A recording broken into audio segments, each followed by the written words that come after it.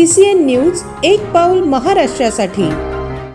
शिवाजी कोण होता या गोविंद पानसरे यांच्या पुस्तकावरून छत्रपती शिवाजी महाराजांचा एकेरी उल्लेख केल्यात सांगत पुस्तकाचे प्रकाशक प्रशांत आंबी यांना बुलढाण्याचे आमदार संजय गायकवाड यांनी कॉल करून अश्लील शिवीगाळ आणि मारहाण करण्याची धमकी दिली आहे। याची कॉल रेकॉर्डिंग सध्या सोशल मीडियावर चांगलीच व्हायरल होतीये।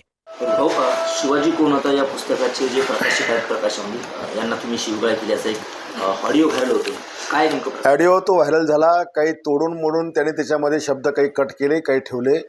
मला वाटतं 21 तारखेला माझ्या मिसेसला एका कार्यक्रमामध्ये हे पुस्तक शिवाजी कोण होता हे कोणीतरी गिफ्ट केलं आणि मला तिने आणि घरी आलं दाखवलं। मी हे वाचलं आणि वाचल्यानंतर छत्रपती शिवाजी महाराजांचा गौरवशाली इतिहास आणि त्या इतिहासाला छेडछाड करून एकेरी भाषेत प्रत्येक पानावर शिवाजी कोण होता, शिवाजी क्षत्रिय होता की नव्हता, शिवाजी मराठा होता की नव्हता, 96 कोळस होता का, अशा प्रकारचे अनेक बेछूट प्रश्न याच्यामध्ये उच्चारलेले आहेत।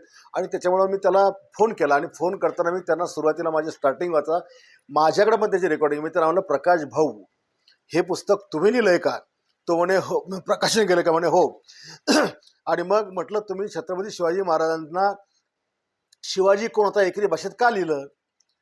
ते म्हणे पुस्तक फार जुनं आहेत म्हणे, ते यांनी अमुक अमुक लिहिलं। म्हणत कोणी प्रकाशन कोणी केलं आहे आणि प्रकाशन करताना तुम्हाला छत्रपती शिवाजी महाराज असा उल्लेख का तुम्ही केला नाही?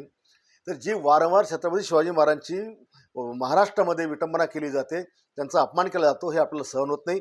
आणि मग बोलता बोलता तो म्हणे मी ब्राह्मण आहे म्हणून तुम्हाला असं बोलतं का? म्हटलं मी तुला बोललो का तू कुठल्या जातीचा आहे? ब्राह्मण आहेस का तू? ब्राह्मण आहेस का? मी असं तुला विचारलं का म्हटलं? आणि मग तो म्हणे गोविंद पानसरे। म्हटलं मला काय घ्या ना गोविंद पानसरेचे, ते वर गेलेत, जा तिकडे तू।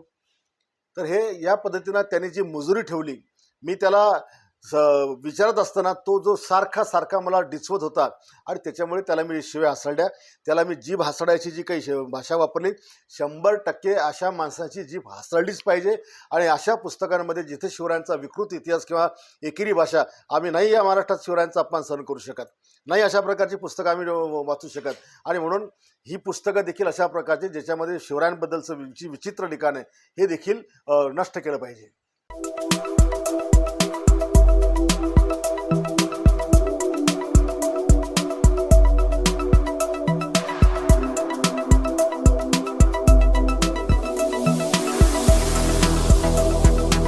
तसेच आपल्या भागातील महत्त्वाच्या बातम्या पाहण्यासाठी CCN न्यूज डेस्क चॅनलला सबस्क्राइब करा आणि बेल आयकॉन प्रेस करा।